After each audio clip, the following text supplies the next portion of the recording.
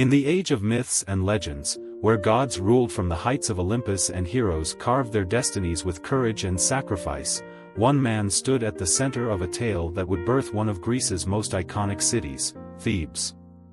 His name was Cadmus, a prince-turned-wanderer, a hero-turned-builder, and a mortal destined to challenge divine forces.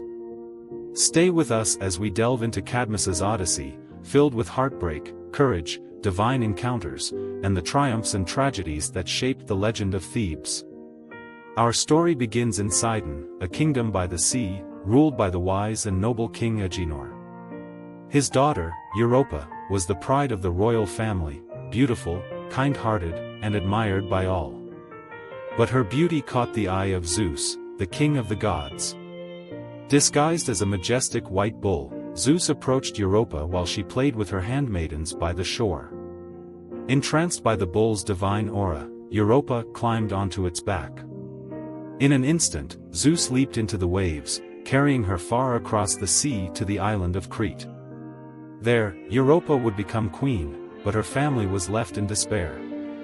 Visual transition, Europa disappearing into the horizon as Cadmus kneels by the shore, grief-stricken. Heartbroken and enraged, King Agenor commanded his sons, Cadmus among them, to find Europa and never return without her. Thus began Cadmus's journey, a search that would span years and test his spirit. Yet, Europa was nowhere to be found. Despairing, Cadmus sought the oracle of Delphi.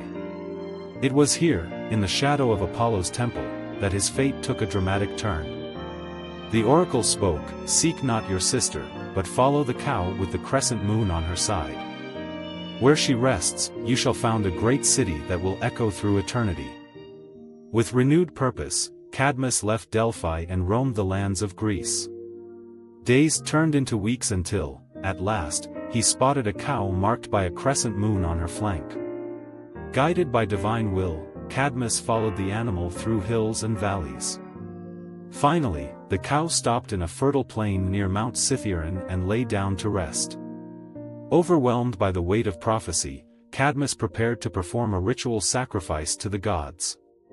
But as his men approached a nearby spring to draw water, their path was blocked by a terrifying sight. A massive dragon, its scales shimmering like emeralds, its eyes glowing with otherworldly fury, and its fangs dripping with venom, reared its head. This was no ordinary beast, it was sacred to Ares, the god of war, and it guarded the spring fiercely. As Cadmus's men tried to fend off the beast, the dragon struck with deadly precision, its jaws snapping shut on shields and spears alike. Within moments, all but Cadmus had fallen. Left alone, the prince gripped his bronze-tipped spear and prepared for the battle of his life. The clash was fierce and unrelenting. The dragon lunged at Cadmus with lightning speed, its fangs narrowly missing him as he dodged and counterattacked. Each strike of his spear glanced off the creature's impenetrable scales. The ground shook as the beast coiled its massive body, trying to crush Cadmus beneath its weight.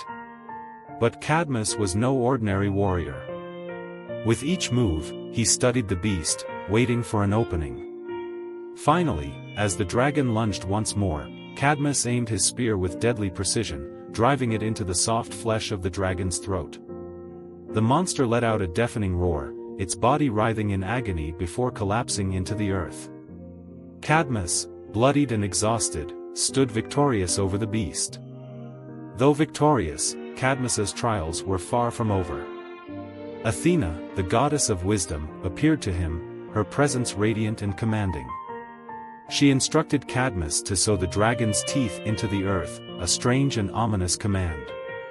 Trusting the goddess, Cadmus planted the teeth into the fertile soil. Almost instantly, the ground began to quake, and from the earth sprang warriors clad in gleaming armor, fully armed and ready for battle. These were the Spartoi, the sown men, born of the dragon's teeth. The Spartoi, however, were consumed by their own pride and ambition. They turned on one another, fighting fiercely until only 5 remained. These 5 warriors, recognizing Cadmus as their leader, pledged their loyalty and became the foundation of Thebes' noble families. With the valley secured and the Spartoi by his side, Cadmus began the monumental task of building the city. Thebes rose stone by stone, its walls strong and its gates magnificent. The most famous of these gates, the 7 Gates of Thebes, would become legendary, symbolizing the city's might and resilience. Each gate bore intricate carvings depicting the gods and the heroic deeds of Cadmus, a reminder of the divine favor and the trials that had forged the city. But Cadmus's story did not end with the founding of Thebes. The gods, as always, demanded balance. To atone for slaying Ares' sacred dragon, Cadmus served the god for 8 years. His servitude completed, Cadmus was granted a gift, a union with Harmonia, the daughter of Ares and Aphrodite. The wedding of Cadmus and Harmonia was a grand affair, attended by gods and mortals alike. Harmonia was as radiant as the dawn, her presence bringing joy to all who beheld her. The couple was showered with gifts, the most famous being a necklace crafted by Hephaestus, the god of fire. But the necklace, though beautiful, carried a dark curse. It would bring misfortune to all who possessed it, a shadow that would haunt Cadmus and Harmonia's descendants for generations. Though Cadmus ruled Thebes wisely and his legacy endured, his later years were marked by tragedy. His children suffered from the curse of the necklace, and in their grief, Cadmus and Harmonia prayed to the gods for release. The gods answered, transforming them into serpents, eternal guardians of the land they had built. Even in this form, Cadmus and Harmonia remained symbols of resilience and the enduring power of love. Closing scene, reflection and invitation. Narrator, inspiring and engaging. The tale of Cadmus is one of destiny, sacrifice, and the fragile balance between ambition and humility. From the dragon's lair to the towering walls of Thebes, his journey reminds us of the price of greatness and the enduring power of myth. If you enjoyed this story, don't forget to like, subscribe, and share. Join us as we continue to explore the legends of ancient Greece, bringing their timeless tales to life for a new generation.